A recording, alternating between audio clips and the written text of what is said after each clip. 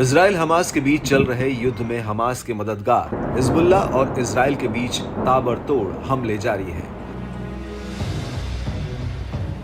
दोनों एक दूसरे को पूरी तरह से खत्म कर देना चाहते हैं। इस युद्ध में भले ही अमेरिका इजराइल की मदद कर रहा है, लेकिन इजराइल को ये युद्ध हमास हिजबुल्लाह के अलावा भी कई अन्य मोर्चों पर लड़ना पड़ रहा है।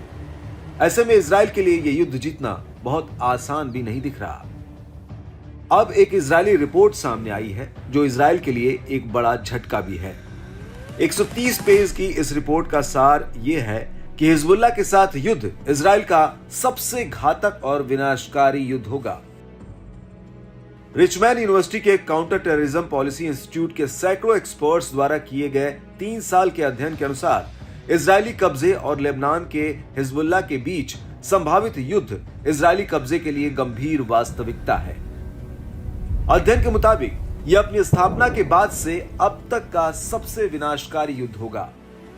130 पन्नों की ये विस्तृत रिपोर्ट 6 थिंक टैंक टीमों का एक सहयोगात्मक प्रयास था, जिसमें 100 विशेषज्ञ, पूर्व सैन्य और सुरक्षा अधिकारी, शिक्षाविद और सरकारी अधिकारी शामिल थे।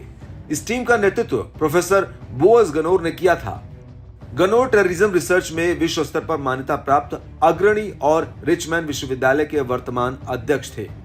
गनोर की रिपोर्ट से पता चलता है कि उत्तर से शुरू होने वाला युद्ध इजरायली कब्जे के लिए अधिक तेज होगा, जिसमें हिजबुल्लाह प्रतिदिन 2500 से 3000 मिसाइलें लॉन्च करेगा। इनमें लंबी दूरी वाली मिसाइलें भी शामिल होंगी। समय समय पर हिजबुल्लाह द्वारा इजरायली सैन्य ठिकानों सहित अन्य महत्वपूर्ण क्षेत्रों को निशाना बनाते हुए बड़े पैमाने पर गोलाबारी करने की उम्मीद की जाती है। यह ऐसी स्थिति होगी जहां एक ही दिन में सैकड़ों रॉकेट से हमला हो सकता है। गनोर के मुताबिक हिजबुल्लाह के संभावित अभियानों का एक प्राथमिक उद्देश्य इजरायली बलों के एयर डिफेंस सिस्टम को कमजोर करना है। इसके साथ ही हिजबुल्लाह का लक्ष्य इजरायली वायुसेना की गतिविधियों में तोड़फोड़ करना और उनके ऑपरेशन को सीमित करना है।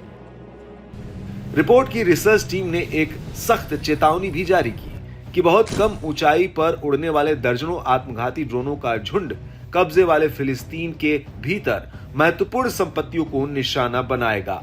रिपोर्ट में यह भी चेतावनी दी गई कि इन हमलों का परिणाम भयंकर विनाश होगा, जिससे दहशत और अव्यवस्था की स्थिति पैदा हो जाएगी।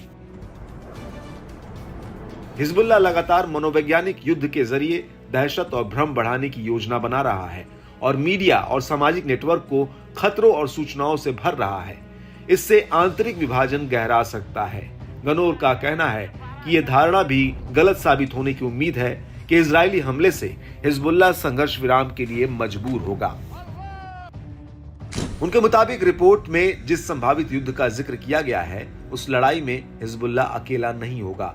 इसमें सीरिया और इराक के प्रतिरोध गुट, गाजा में हमास और फिलिस्तीनी इस्लामिक जिहाद के साथ ही यमन के अंसार अल्लाह के भी शामिल होने की उम्मीद है।